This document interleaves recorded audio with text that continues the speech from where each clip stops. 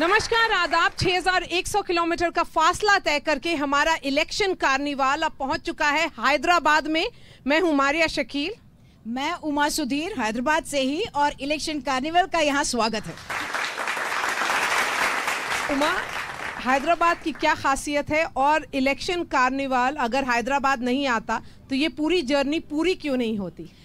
हैदराबाद एक तरह से अगर आप देखें तो मिनी इंडिया की तरह है, क्योंकि जो भी लोग यहाँ पे आते हैं यहीं के बन के रह जाते हैं। बैंगलोर से आए, दिल्ली से आए, कहीं और से भी आए, इवन फॉरेनर्स भी यहाँ पे बहुत सारे लोग आते हैं। हमारे 3 शहर भी हैं। ओल्ड सिटी कहते हैं हम एक शहर को, दूसरा सिकंदराबाद जो हैदराबाद का एक ट्विन माना जाता है, और तीसरा साइबर सिटी है। यानी कि मॉडर्न फेस भी आपको मिलेगा, ट्रेडिशन भी आपको मिलेगा। सब लोग साथ साथ रहते हैं, बहुत प्यार और मोहब्बत के साथ रहते हैं, और कोई भी यहाँ पे आके ये नहीं कहेगा कि हमको यहाँ पे बाहर का माना गया।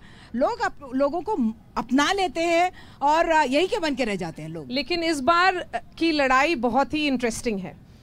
हम लोगों ने असादुद्दीन ओवैसी से मुलाकात की आज और उनसे चर्चा भी की, पूछा कि वो अपनी जो उनकी चैलेंजर हैं माधवी लता को किस तरह से देखते हैं। तो आप एज अ जर्नलिस्ट बताइए, और समवन जिन्होंने हैदराबाद को और ये पूरे रीजन को काफ़ी सालों से कवर किया है, ये चुनाव क्या कुछ मसाले वाला है? बिल्कुल है, क्योंकि सिर्फ 3 महीने पहले तक हम समझ रहे थे कि बीआरएस सबसे बड़ा पार्टी है और केसीआर सबसे बड़ा पार्टी है, केसीआर सबसे बड़ा पर्सनालिटी है। बहुत कुछ बदल गया इस 3 महीने के पहले। जो माहौल था और अब है वो बदल गया है। ये ऐसा एक राज्य है जिसमें बीजेपी के लिए सही में ही अगर आप देखिए तो दक्षिण भारत में अगर वो नंबर बनाना चाहते हैं तो हो सकता है कि इसी में डबल हो। और कांग्रेस के लिए भी ये बहुत उम्मीद वाला एक जगह है। यानी कि ऑलमोस्ट अगर आप देखिए तो स्ट्रेट फाइट है भाजपा और कांग्रेस के बीच, और इसलिए इसको एक हार्ट ऑफ द कंट्री भी कहा जा सकता है। और शायद ये रिफ्लेक्ट करेगा कि कंट्री किस तरफ जाता है। नंबर शायद आपके नॉर्थ इंडिया में होंगे पार्लियामेंट के नंबर्स, लेकिन मूड ऑफ द नेशन शायद हैदराबाद रिफ्लेक्ट करेगा, तेलंगाना रिफ्लेक्ट करेगा। तो मूड ऑफ हैदराबाद जानने के लिए हम अपने पैनलिस्ट को इनवाइट करेंगे। रवुला श्रीधर हैं, स्पोक्स पर्सन बीआरएस के। सर, मंच पर आइए। राम मोहन रेड्डी हैं, स्पोक्स पर्सन कांग्रेस के, मंच पर आइए। एनवी सुभाष, प्रवक्ता भाजपा के, और सईदा फलक, spokes person AIMIM।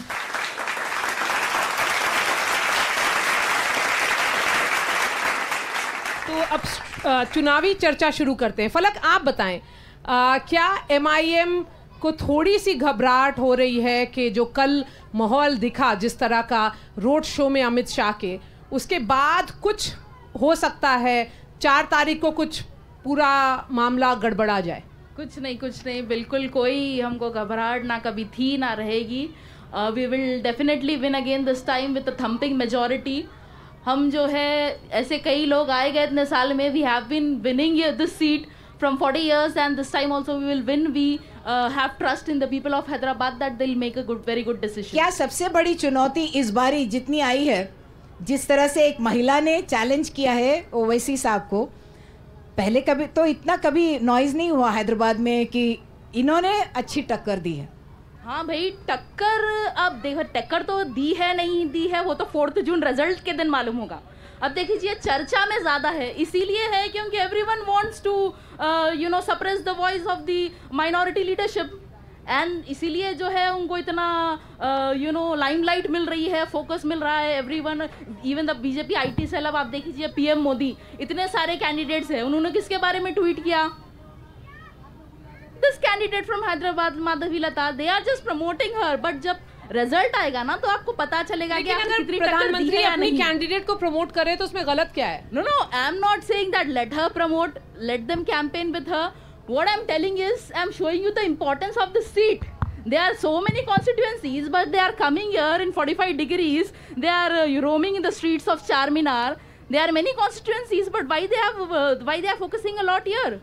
Because they want to suppress the voice of minority leadership in India, and then they want to defeat us, but I don't think it's possible. We are going to win again this time with thumping majority. Nothing is going to happen. Subhash ji से लेते हैं reaction. इनका कहना है कि बहुत noise कर रहे हैं। प्रधानमंत्री जी ने खुद उनके लिए ट्वीट किया, क्या माधवी लता चैलेंज कर पाएंगी ओवैसी जी का, जो 4 बारी एमपी खुद बन चुके हैं, सांसद बन चुके हैं, उनके फादर भी मारे चुके हैं, यानी कि गली गली में लोग जानते हैं उनको? देखिए, फर्स्ट ऑफ ऑल एक जो सवाल पैदा होता है कि हैदराबाद तेलंगाना या भारत में है या अलग अलग राज्य है, क्यों मोदी जी या भारतीय जनता पार्टी तेलंगाना में हैदराबाद में जो चैलेंज क्यों नहीं करे, ये बात तो मैं पूछना चाहता हूँ। 40 साल से एक ही फैमिली और एक ही पार्टी का हुक्म चल रहा है। वो जो हुक्म जो है उनका विकास के लिए चल रहा है, उनका पार्टी के लिए चल रहा है और उनका परिवार के लिए चल रहा है। आज भारतीय जनता पार्टी का जो उम्मीदवार जो माधवी लता जी अब सड़क में, गांव में, गली में, घर में माइनॉरिटीज़ महिला के पास जाके देखिए, भारतीय जनता पार्टी तेलंगाना में के आने का ज़रूरत है और विकास के लिए आप भी आगे बढ़िए और हमारा साथ चलिए। इसमें क्यों घबराहट है? ये तो चुनाव है, चुनाव में तो हार जीत होता रहता है, मगर क्यों 40 साल से एक ही आदमी का जो विकास सिर्फ अपना के लिए करता है, ओल्ड सिटी में कुछ भी विकास नहीं हुआ। अभी भारतीय जनता पार्टी जो चैलेंज कर रहा है, इसके लिए प्रधानमंत्री ट्वीट करते हैं, मुख्यमंत्री ट्वीट करते हैं, सभी लोग आके वहाँ पर रोड शो भी करते हैं, घर के जाके बोलते हैं देखिए हम विकास के लिए कर रहे हैं, हम परिवारवाद के लिए नहीं काम कर रहे। क्या बीआरएस आपकी सरकार थी अब तक, तो क्या आपने कभी चैलेंज नहीं किया ओवैसी जी को? आपके पार्टनर एक तरह से रहे। अब कांग्रेस ने एक उसी कम्युनिटी के कैंडिडेट को रेस में तो रखा है, लेकिन आप दोनों ही हैदराबाद को छोड़ देते हैं। जब भी गिनती में आता है तो कहते हैं 17 सीट होते हैं तेलंगाना में, लेकिन एक सीट छोड़ के बाकी के बारे में बात करते हैं। अभी सुभाष जी ने बोल रहे थे कि 40 साल से ओवैसी जी का राज चल रहे हैं, तो बीजेपी भी छोड़ दिया क्या पहले? वहाँ बीआरएस पार्टी के उम्मीदवार हैं गड्डम श्रीनिवास यादव, और इससे पहले भी थे, मगर जो पब्लिक के मैंडेट ओवैसी जी को आया था, ये हम लोग प्रजातंत्र में है, डेमोक्रेसी में है, जो जीतते हैं उसको पब्लिक का मदद है, वो समझना चाहिए। इसका हुकुम या राज हम ऐसा नहीं सोचेंगे। Yes, MIM is our friendly party, हम वो बोलने में कभी पहले उसमें कॉम्प्रोमाइज़ भी नहीं हुआ, आज भी हम लोग उसमें पीछे नहीं हटते। मगर मैं बतलाने का, it is only a mandate from the public, we see in that way, and BJP is challenging them और Congress challenging them, we are challenging them, it's a different contest. But मैंने यहाँ प्रधानमंत्री जब आए थे या कल अमित शाह जी आए थे, आपने कभी ये चर्चा देखे कि भाई हैदराबाद के लिए एनडीए सरकार क्या किए थे?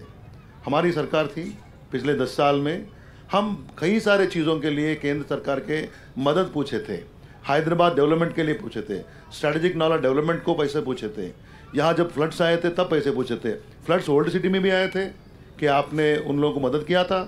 आज कौन सी हक से वहाँ पर जाके आप मदद पूछ रहे हैं? ये लड़ाई MIM और बीजेपी की नहीं है। आप लोग भी है रेस में, आप कह रहे हो सभी रहेंगे। आपने कहा कि MIM आपका फ्रेंडली पार्टी है, कांग्रेस के यहाँ पे प्रतिनिधि हैं, अब दोस्ती आपकी तरफ बढ़ गई है। एक पहले बीआरएस के साथ फ्रेंडली थे, अब कांग्रेस के साथ फ्रेंडली हैं असद साहब। First thing we need to understand is that MIM is an ally of which party? MIM is an ally of ruling party. So whichever party comes into power in Telangana, they'll automatically become the ally of that party. So they don't carry any, they don't put on themselves or any side. They just go away with the party which is ruling in Telangana. इस logic से तो फिर आपका जो we are in the competition. हाँ, सो आप We are in the क्या competition. Symbolic fight है कि रहना चाहिए, कोई भी एक कैंडिडेट को फील्ड करना है तो इसलिए कर दिया? No, because the question was why Congress, BRS or BJP most of the times are counting 16 seats out of 17. Then I wanted to say, so whichever party is in power in Telangana, that's a state ruling party, right? So automatically MIM will go and sail with us. Now today Congress party is in ruling, so MIM want to sail with us, and which political party will say no? But we are fighting there in Hyderabad. It is a fight, no matter what the outcome is, but one seat is ours. Old city की बात करें तो माधवी लता जी भी यही कहती हैं कि यहाँ पे डेवलपमेंट आने नहीं दिया। हमने तो बात की, हाईटेक सिटी की बात की, फाइनेंशियल डिस्ट्रिक्ट, IT डिस्ट्रिक्ट, लेकिन वहाँ के लोगों को उसका फ़ायदा नहीं हुआ।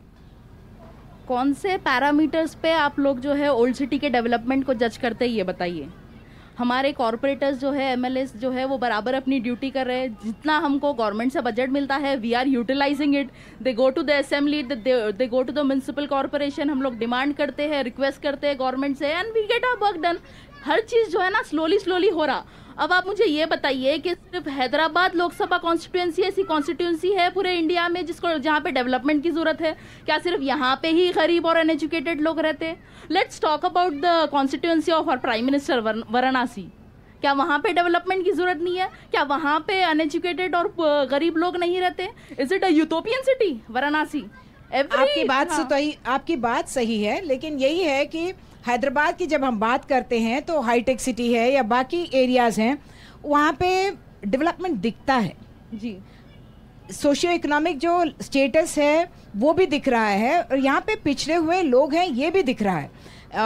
साहब ने वहाँ पे सही बात कहा कि गवर्नमेंट एक एमपी कितना कर सकता है, लेकिन वही तो चैलेंज रहता है ना जब आप इस एरिया को रिप्रेजेंट करती हैं। तो we are doing it, development हर जगह हो रहा। Hitech city has been newly build, new city है, पुराना शहर है। उनका ये कहना था कि जो जॉब्स हैं यहाँ की वो ओल्ड सिटी के लोगों को नहीं मिल रहा है, वो कॉम्पिटेंट शायद उस जॉब्स के लिए नहीं बन रहे हैं। क्या एजुकेशन की कमी है या उनके अपॉर्चुनिटीज की कमी है? MIM is giving education, free education to 20,000 students. We are working towards education, we are working towards development. आप एम्प्लॉयमेंट के लिए भी जितनी हुई हम कोशिश कर रहे हैं, हम हमारे हाथ में जितना ओल्ड सिटी पे स्पॉटलाइट है अभी। आप लोग तीनों बताइए मुझे, आपसे शुरुआत करते हैं। क्या भाजपा के पास कोई ब्लूप्रिंट है? क्या माधवी लता के पास कोई ब्लूप्रिंट है ओल्ड सिटी के डेवलपमेंट के लिए खास? 100% है। इसके पहले भी हम लोग बता चुके हैं कि भारतीय जनता पार्टी का एक ही मकसद है, जो विकास। तो विकास में जो भी होने दो, जिसी मजहब का होने दो, caste, creed, religion और the religion, we don't differentiate and then we don't really differentiate with all these people in that. बताइए अपने बारे में और उसके सवाल। मेरा नाम संदीपा है।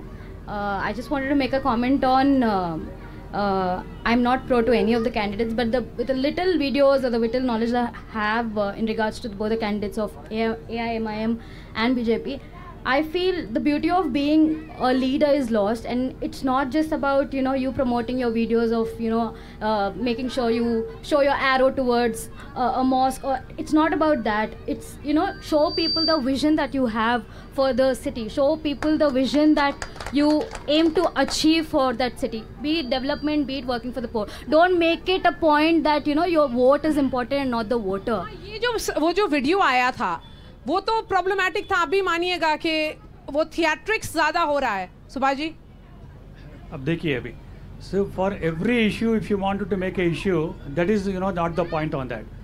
Why this the same party which has been in power always supporting the Congress party or the BRS party, earlier the TDP also, but appeasement is only the policy which all these three parties have. That is what we are objecting on that. We are objecting on that. We are also with the minorities. We are also with minorities. मैं एक ही बात बताना चाहता हूँ। Congress also can say that. मैं एक बात बताना चाहता हूँ। Friendly ये जो शहर है, आप हैदराबाद के appease. You wanted to appease. No. ये जो शहर है, you wanted to appease. ये गंगा जमनी तहजीब का have any development in example है। When we give the gas connection, we don't differentiate whether it is Muslim or Hindu on that. When you give the Pradhan Mantri Awas Yojana, we don't differentiate whether it is a Muslim or the Hindu on that. This is what in that. Minorities. No, minorities except minorities on that. Why do you give the special status for that? What is the problem? Are you very insecure?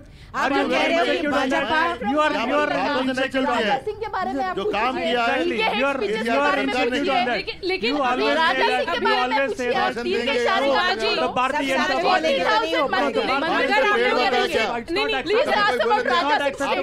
कुछ करेंगे, हमारे कान आप कुछ करेंगे, सब खत्म। Because you know that Hindus will not vote for you. You know that Hindus will not vote for you. शांत हो जाइए। मेरा कहना है, बता रहा हूँ ना, जब हम गैस कनेक्शन देते हैं मजहब के बारे में नहीं बात करते। पिछले 10 साल में यहाँ पे कम्युनल एमिटी रही है, वो तो बात सही है, लेकिन भाजपा का कहना है कि जब कांग्रेस सरकार में आती है तभी कम्युनल प्रॉब्लम्स होते हैं, ऐसा उनका आरोप है। आपका क्या कहना? I don't know why Subhaji is making contradictory statements to his superior leadership. Because in all his political rallies, they are addressing masses saying that, we are going to, grab this 4% of minority reservations. Yeah, and Muslims से खींचेंगे, minorities से खींचकर हम दूसरे caste को हम बांटेंगे. So all these type of communal polarization tactics which is being played by. There is no constitution provision for that. लेकिन जब कांग्रेस के मैनिफेस्टो में, एक मिनट मैडम रुकिए, जब कांग्रेस के मैनिफेस्टो में वो है ही नहीं, तो भाजपा ये मुद्दा बार-बार क्यों उठा रही है? From where does this illusional manifesto come from? This has been continued by Rajshekhar Reddy, the government on that. From that day onwards, the Bharatiya Janata Party has been clearly saying that. The clarity is that the Supreme Court had appointed a committee, after which it was on the basis of OBC that Muslims were given reservation. That is the correct position legally. OBC category. Legally, मजहब के ऊपर reservation देना, this is unconstitutional है. B.R. Ambedkar साहब जो constitution लिखे उसमें तो किसी को भी नहीं दिए. तो क्यों एक ये अपीजमेंट पॉलिसी क्यों कर रहे हैं? अगर विकास करना है तो उनको घर दीजिए, मकान दीजिए, कपड़े दीजिए, रोटी दीजिए, पढ़ाई दीजिए, हेल्थ केयर दीजिए, जो मेन स्ट्रीम में आइए. If that is the case, a straight question to BJP leader. No, listen. Subhash, 1 second. If that is the case, a straight question to the BJP, that from past 10 years, why didn't they give a single additional ration card? Why did they not enhance a single rupee on pensions? वजह ये भी है कि आप लोगों ने बहुत कोशिश किया था असेंबली चुनाव में, लेकिन आप लोग नहीं जीत पाए. जो जीते हैं उनके पास भी कुछ रीजंस होंगे, उनकी भी बात सुनिए. See, when we always keep on talking Hindu Muslim, लोग थक गया है. लोगों को चाहिए काम करने वाला, लोगों को चाहिए हमको आगे लेकर जाने वाला, लोगों को चाहिए हार्मनी लेकर आने वाला. उमा, एक minute. My friend from Congress is saying so much, बहुत बोल रहा है. मैं यही बात बता रहा था पहले से, ये एक पार्टी है, सरकार था, जो हम बोले वो किए हैं. मैंने कई डिटेल्स आपको बताया था. 2,50,000 2,50,000 मुस्लिम जो लड़के हैं उन लोगों को शादी मुबारक हमने दिए हैं. कांग्रेस सरकार ने जब आने से पहले आपने माइनॉरिटी डिक्लेरेशन बताया था, 12 आइटम्स थे उसमें. बोले कि हम लोग 4,000 करोड़ पहली बजट में लगाएंगे, 4 रुपए नहीं लगाया था. पहली बजट नहीं हुआ. सुनो मेरी भाई, पहली बजट नहीं हुआ. लोगों ने वैसे आपके 10 साल तो आपको सराहा, लेकिन उसके बाद आपको मैं आपके लिए पूछ रहा हूँ, मेरे लिए नहीं पूछ रहा हूँ. अब चलिए, 4 महीने हो गए आपने जो 12 आइटम जो आपने बताया था, जो PhD करे तो मैं पैसे देंगे, हम लोग पोस्ट ग्रेजुएशन को पैसे देंगे. 12 जो डिक्लेरेशन में पॉइंट्स है उसमें एक भी आपने उसको फुलफिल नहीं किया. कांग्रेस सरकार ने पिछले 4 महीने में एवरीथिंग इज फेल. एक फ्री जो बस चल रहे थे उसमें महिलाओं को फ्री बस रेट दिया. बहुत कांग्रेस एंड बीजेपी का बात करती है. जो BRS के सरकार है, KCR साहब के नेतृत्व में, माइनॉरिटी नहीं, हर सेक्शन के लिए हम लोग हैदराबाद में हमने हैदराबाद में 24 सीट जो है हम जीते हैं. जी हमें आ रही कांग्रेस नहीं जीती. वैसे मैं मारिया ये कहना चाहती हूँ कि BRS ने जो सरकार चलाई थी उस पे क्रिटिसिज्म लोगों ने तब नहीं किया था. लोगों ने कहा कि अच्छी सरकार चल रही है, लेकिन अब जब डेमोक्रेसी के तरीके से, इलेक्शन के तरीके से उन्होंने कांग्रेस को अब चुना है, 100 दिन हुए हैं. I wanted to go back to the public actually to find out what they want, and हम ये नहीं चाहते कि अब I am saying 24 seats we have won. हमने 24 सीट जीते हैं. कैसे जीते हैं? हर सेक्शन का हम लोग देखभाल किए हैं, उसका विकास, कल्याण, पूरे हैदराबाद के इंफ्रास्ट्रक्चर BRS गवर्नमेंट किया है. आपने दिया ना, you have seen the result. आपको उखाड़ के फेंक दिया, पूरे राज्य में उखाड़ में लेके दिया. आप जो कह रहे हैं वो तो सही है, लेकिन पूरे तेलंगाना के लिए बात करिए, मैं आप जो के लिए तैयार. मेरा क्या बोलते सो TRS के स्पोक पर्सन से क्या बोलते सो सवाल है कि आप लोग क्या बोलते सो ये अभी बात करें लोन देते बोल के लोग वहाँ पे कौन सा ग्राउंड पे क्या बोलते सो लोग चक्कीस बांटे. मैडम सेकेंड फेज में देते बोल के बोले गायब. कब देंगे साहब? आपकी गवर्नमेंट चले गई. हाँ, कई करोड़ ऑफ रुपीज सैंक्शन करे बोल के बोले. जरा एक मिनट आप मेरी बात पूछिए, जरा सुनिए. आप आरोप तो हर सरकार पे लगाया जा सकता है कि वो प्रॉमिस बहुत करते हैं, निभा नहीं पाते हैं. इलेक्शन मैनिफेस्टो में बहुत सारी चीजें बोलते हैं. मेरा सुभाष जी से सवाल है कि माधवी लता आज की अदालत में जाके बोलते हैं कि हिंदुस्तान से सारे मुसलमानों को भेजेंगे तभी हिंदुस्तान में सुकून आएगा, फिर आके घर घर पैर पड़ के वोट मांग रहे हैं। तो इतनी hypocrisy, how do you bear this and how do you expect us to vote them? एक चीज़, यानी कि आपको लगता है कि साथ लेके चलना चाहिए, ऐसे बयान से आपको ब्लड में नहीं है वो चीज़ के वो साथ लेकर चलेंगे, उनकी आइडियोलॉजी टोटली डिफरेंट है। बीजेपी के स्पोक्सपर्सन से ये पूछना चाह रहा हूँ कि सबका विकास सबका साथ कहाँ है? सबका विकास, बेटी बचाओ बेटी पढ़ाओ क्या है? हर चीज में काम सुभाष जी सारे सवाल आने दीजिए, उसके बाद जवाब होंगे। सारे सवाल आने दीजिए, उसके बाद जवाब होंगे। जी, पानी का बहुत प्रॉब्लम चल रहा है अभी, क्योंकि क्लाइमेट चेंज और बहुत गर्मी हो रखी है। तो आप लोग वाटर क्राइसिस के बारे में क्या कर रहे हैं अभी? क्या कोई भी पॉलिटिकल पार्टी ऐसे मुद्दों पे बात करती है जो हमारे लिए है? केसीआर साहब गए हैं अब बात करने के लिए। मैं यहाँ पर जो आवाम है, मैं पूछना चाहता हूँ, हाँ। जब केसीआर के सरकार थे कभी कोई इलेक्ट्रिसिटी कट हुआ क्या? पानी मिले क्या पूरी तरह से? जो कंटोनमेंट हमारा सरकार नहीं था वहां पर भी हमने फ्री पानी दिए थे। अभी पानी कब आ रही है? करंट कट हो रहे नहीं है? उनसे पूछिए। जो काम है सबके सामने है, जो हम किए हैं सबके सामने है। हर सेक्शन के लिए मैं खाली नहीं, लेकिन उनका कहना है कि वो काम इसलिए हुआ क्योंकि ओवैसी साहब ने आप पे प्रेशर डाला। बीआरएस के साथ उन्होंने इंश्योर किया कि हैदराबाद में डेवलपमेंट आए। अब वो कांग्रेस के साथ इंश्योर कर रहे हैं कि हैदराबाद में डेवलपमेंट आए। ओवैसी साहब एएमएम से है या कोई कांग्रेस से है, कोई बीजेपी से है। हमारे सरकार कभी कोई किसी के ऊपर डिस्क्रिमिनेशन या डिफरेंस नहीं दिखाया। पूरे तेलंगाना हमारा स्टेट है, हम हर एरिया का हर सेक्शन का देखभाल किए थे, तो हमको कोई डिफरेंस नहीं है उसमें। Had everything was good by BRS, then they would have won the elections. That is what I wanted to say. 1.8% is the difference had everything. between two parties in the electoral mandate. नहीं, We are 39 seats. वो तो data की analysis बाद में करेंगे, कभी लेकिन सरकार आते हैं and the gap is going to increase now. और माधवी लता पे जो आरोप लग रहा है कि जो उनके बयान आए हैं वो पोलराइजिंग है, तो फिर आप कैसे एक्सपेक्ट करते हैं कि एक कम्युनिटी जो जिनके खिलाफ वो इतना ज्यादा बयान दे रही हैं और उसके बाद वो एक्सपेक्ट करेंगे कि वो उनको वोट करे? देखिए, अभी जो भाई साहब ने जो बोला है कि सभी लोगों को यहाँ से निकालने का, फिर दूसरा देश जाने का, ऐसा कोई भी नहीं बोलते। जो हिंदुस्तान में पैदा होता है वो कोई भी। सुनिए बहन जी, सुनिए हमारा बात में। जो देश में पैदा होता है, जो देश के विकास के लिए काम करता है, तो देश के झंडा जो तिरंगा झंडा के अलावा पाकिस्तान के झंडा अगर जो भी करे देश छोड़ने के लिए बोल रहा है। हाँ, कांग्रेस के मुख्यमंत्री ने बयान दिया है कि ये वाला जो चुनाव होने वाला है ये हमारे 100 दिन के परफॉर्मेंस का रेफरेंडम है। जब ये पार्लियामेंट इलेक्शन होता है तो एक राज्य में 100 दिन के परफॉर्मेंस का कैसे वोट मांग सकते हैं आप? क्या आपको लग रहा है कि आपका नेशनल लीडरशिप इतना वीक है कि आपको स्टेट लीडरशिप पर ही रिलाई करना पड़ रहा है? When we are addressing Telangana people, this is one part of our reference, and we are taking references from across the country. What Congress party is fighting?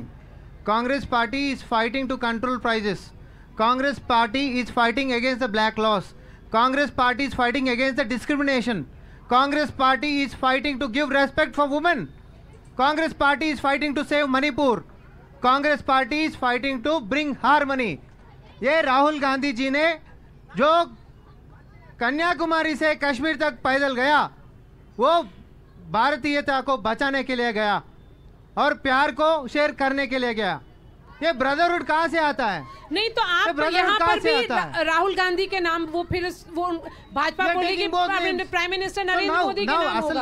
असल मुद्दा ये आना है कि हमारा इन्फ्लेशन कितना हुआ, बेरोजगार कितना बढ़ा और डिस्क्रिमिनेशन कैसे चल रहा, सोशली, इकोनॉमिकली और एजुकेशनली कितने लोग बिलो पॉवर्टी लाइन के नीचे जा रहे हैं। आप ये सब बात कर रहे हैं, लेकिन हर पॉलिटिकल पार्टी क्या करता है कि पूरा कुछ प्रॉमिस कर देता है जो वायबल नहीं है। आप जानते हैं, हम जानते हैं, और सारे इकोनॉमिस्ट जानते हैं। Good question. एक मिनट। सिर्फ 15 लाख की बात नहीं है, हर कोई पॉलिटिकल पार्टी ऐसे प्रॉमिसेस कर रहा है जो वायबल नहीं है। Now, when one second, when BRS and BJP, when BRS and BJP comes forward and question Congress party and its 100 days of administration, and we wanted to ask, how many promises have you fulfilled in 3,650 days? Okay 100 smart city से चालू करेंगे, इसका जवाब देने का, गंगा के प्रक्षालन के बारे में चालू करेंगे। इस चुनाव में एक मोटे तौर पर यही समझा जा रहा है कि पूरी लड़ाई भाजपा और कांग्रेस के बीच हो रही है। आप गंगा जमुना तहजीब की बात कर रहे हैं, सबने टारगेट किया भाजपा को, कहा कि आप मुसलमान की बात कर रहे हैं, लेकिन मैं कह रही हूँ कि जो डिस्कोर्स चल रहा है अभी, जो लैंग्वेज है, आपके नेता या आपके नेता भी, आपके नेता को तो इलेक्शन कमीशन ने ये कह दिया कि आप 48 घंटे तक कैंपेन नहीं कर सकते हैं। देखिए कांग्रेस पार्टी ने जो हमारे केसीआर साहब के जो बस यात्रा चल रही है उसमें हमको जो मदद आ रही है उसको देख के आपने जाके वहां पर कमेंट दिया। मैं ये पूछ रहा हूँ मारिया, एक पूछ रहा हूँ लेकिन क्योंकि आपका बड़ा थ्रेट क्या है? भाजपा या कांग्रेस? भाजपा है उनका। हमारा थ्रेट एक ही है, इन लोगों के जो भाषण से तेलंगाना में हालत खराब हो सकता है वो हमारा थ्रेट है। हम उन लोगों के बारे में नहीं सोच रहे। और एक बात, सब लोग जानते हैं और मानते हैं कि बीआरएस और बीजेपी एक ही है। अरे कोई भी नहीं मानता। बीआरएस और बीजेपी तो एक ही है।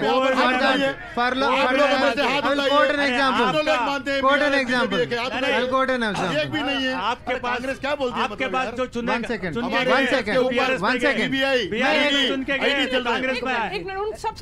ये तो मजाक हो एक minute. In 10 years, Modi ji came to Telangana. He roamed everywhere and addressed to the masses saying that KCR's family is the most corrupted family है और उसके पास पूरा आधार है। कालेश्वरम तो ATM हो गया है और इसका खानदान के पास इतना पैसा जमा हुआ है कि ताकि पूरे देश के चुनाव को पैसे दे पाए। This was the allegation, right? Congress party आकर 100 दिन हुआ है और किसी ने सोशल मीडिया में कोई एडिट वाला वीडियो डाले तो चीफ मिनिस्टर साहब को नोटिस भेज दिया। मगर 10 साल में 1.47 lakh crore rupees of Kaleshwaram project which has been called as a corruption project and ATM project एक चिट्ठी तक नहीं दे पाया लेकिन भाजपा मोदी जी ने। लेकिन प्रधानमंत्री आज तक तो एक चिट्ठी नहीं दिया। आपने शुरू किया है। Why there was no action? Why there was no action? और एक बात, कविता जी का भी अरेस्ट वो बीआरएस के खिलाफ नहीं है, वो आम आदमी का पार्टी का खिलाफ है और एक्सीडेंटली कविता जी ने एक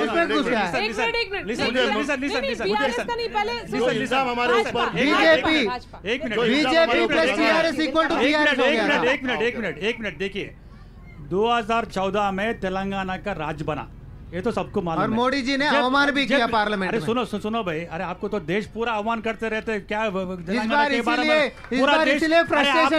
आपका नेता ही नहीं है, आपका प्रधानमंत्री उम्मीदवार कौन है बोलो?